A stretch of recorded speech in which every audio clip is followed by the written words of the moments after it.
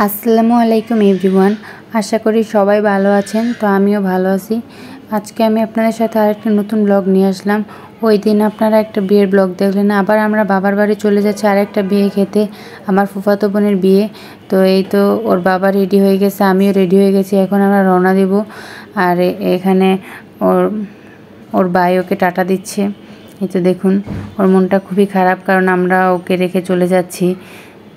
আর এইদিকে দেখেন, আমার ছেলেও ওকে টাটা দিচ্ছে। আমার ছেলে তো খুবই খুশি, কারণ ও বাইরে যাচ্ছে, বেড়াতে যাচ্ছে। ও তো বাইরে মানে গেটটা খুললেই ও এত পরিমাণে খুশি হয়ে যায়। এই তো এখন আমরা নিচে নেমে যাচ্ছি। দেখুন আমার ছেলে হা করে তাকায় আছে। আর যেদিন লেট হয় সব জায়গায় কিন্তু লেট হয়।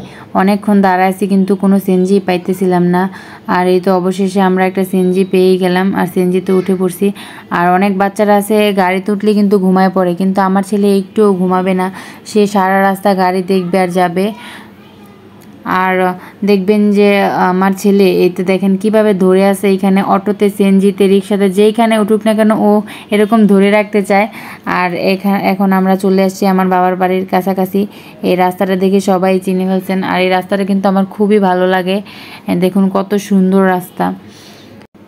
আর এই তো এখন আমি চলে আসছি আমার বাবার বাড়ির রাস্তায়। দেখেন আমার ছেলেটাকে আমার মা কোলে করে নিয়ে যাচ্ছে। সে প্রথমে তার নানুকে দেখে কান্না করে দিয়েছিল কষ্টে।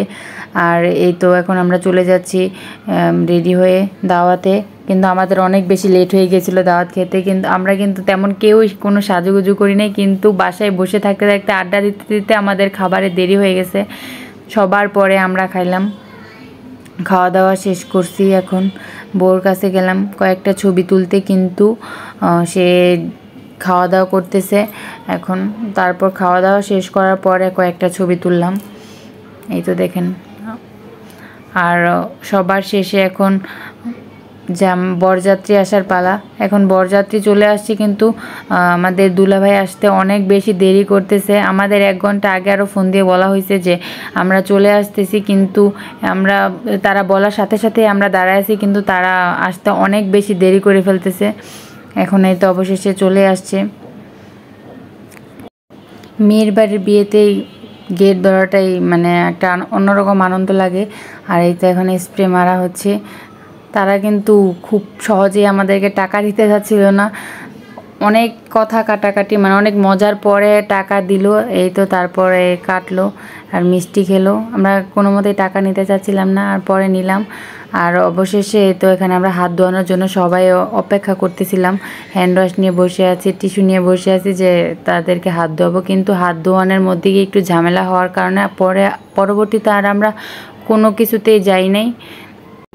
তারপর জামাইয়ের সাথে কয়েকটা ছবি তুলে আমরা চলে আসি। আর এই তো এখন ছেলের বাড়ি থেকে মেয়েকে কী কী দেওয়া হচ্ছে সেটা মেয়ের বাড়িকে বুঝিয়ে দেওয়া হচ্ছে।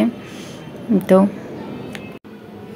তারপর চলে যাই, মেয়েকে এখানে বিয়ে পড়ানো হচ্ছে, কাজে চলে আসছে সবাই। আমরা এখানে বসে বসে বিয়ে দেখতেছিলাম।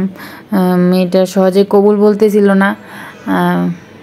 তারপর অনেকক্ষণ বলার পর কবুল বলল। আর তারপরে তো এখানে তাকে নিয়ে চলে যাচ্ছে, কান্না করতেছে দেখেন। আসলে আপুর বিয়ে দেখে আমার বিয়ের কথা মনে পড়ে যাচ্ছিল, মানে তার চোখের পানি দেখে আমারই কান্না চলে আসতেছিল। আর ভিডিওটা এই পর্যন্তই। সবাই ভালো থাকবেন। আল্লাহ হাফেজ। আর আমার পেজটিকে কিন্তু সবাই ফলো দিবেন, আর চ্যানেলটিকে সবাই সাবস্ক্রাইব করবেন। আল্লাহ হাফেজ।